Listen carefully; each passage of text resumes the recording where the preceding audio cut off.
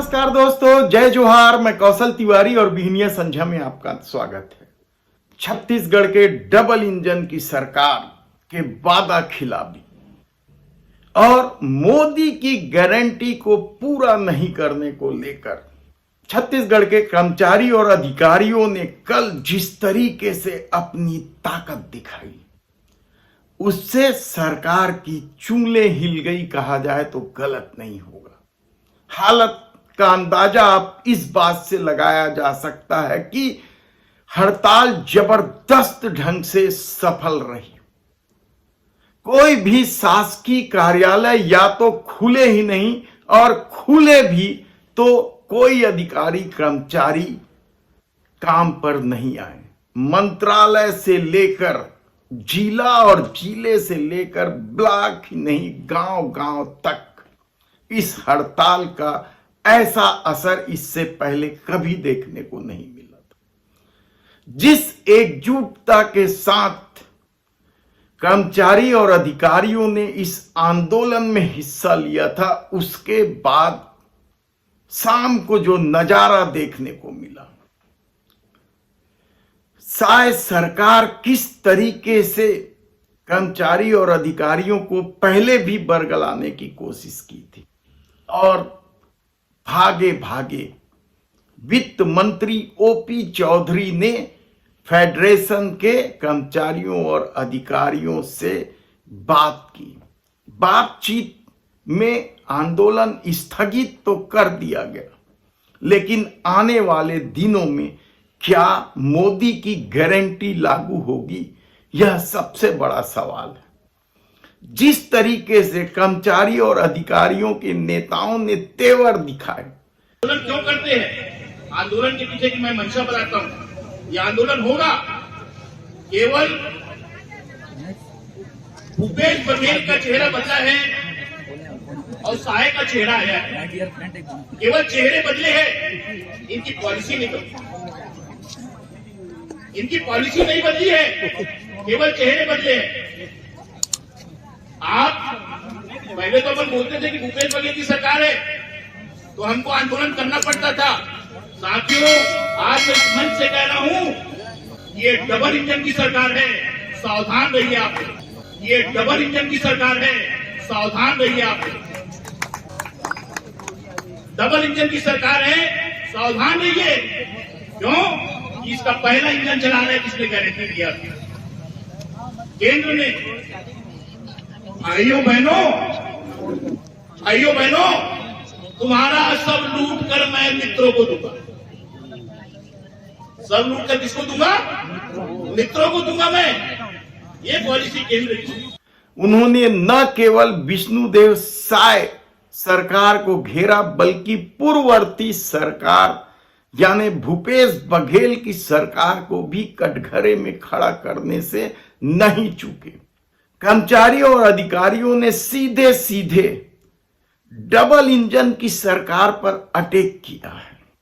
मोदी की गारंटी को लेकर विष्णुदेव साय सरकार को घेरने की कोशिश की और जिस तेवर के साथ अधिकारियों और कर्मचारियों ने भाषण दिया है या अपने लोगों को संबोधित किया है, वैसा संबोधन भी इससे पहले कभी देखने को नहीं मिला। जिस तेवर के साथ चाहे कमल वर्मा हो या चंद्रशेखर तिवारी हो, किसी भी नेता का नाम लीजिए, सबके तेवर सख्त और तीखे थे और शायद यही वजह है कि आनंद फानन में ओपी चौधरी को बैठक लेना पड़ा। इस दौर में ओपी चौधरी किस तरीके से खलनायक बने हुए हैं, यह आप सोशल मीडिया में उनके खिलाफ चल रहे कमेंट्स को देख सकते हैं। आप कोई सा भी एक बात फेसबुक में, इंस्टाग्राम में, यूट्यूब में लिखिए और देखिए कि किस तरीके से लोग ओपी चौधरी के खिलाफ नाराज हैं। नियमितीकरण के मामले को लेकर जिस ढंग से वन कर्मचारी आंदोलन कर रहे हैं, जिस अव्यवस्था का शिकार हो रहे हैं, किस तरीके से सांप निकल रहे हैं वहां, आप पूरी घटना को सुनेंगे तो शायद आपके आंसू निकल आए। लेकिन सरकार इन सब मामलों से अपने को दूर रखा, यानी संवेदनहीनता की पराकाष्ठा है, कहा जाए तो गलत नहीं होगा। खुद भारतीय जनता पार्टी ने नियमितीकरण का वादा किया था, मोदी की गारंटी के रूप में इसे चुनाव में पेश किया था। कल जो कर्मचारी अधिकारी आंदोलन कर रहे थे वे भी इसी वादे की बात कर रहे थे।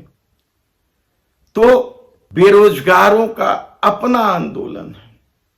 किस तरीके से आंदोलन कर रहे हैं बेरोजगार?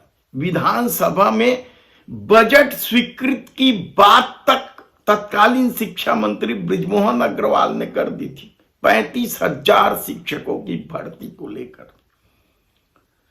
नेता प्रतिपक्ष चरणदास महंत ने तो सवाल भी किए थे कि यह भर्ती कब होगी, क्या सिर्फ लोकसभा चुनाव के लिए झुनझुना थमाया जा रहा है? और जिस तरीके से युक्ति युक्तकरण के खेल में शायद सरकार ने शिक्षकों को घेरा, उससे चरणदास महंत की बात क्या सही साबित हुई।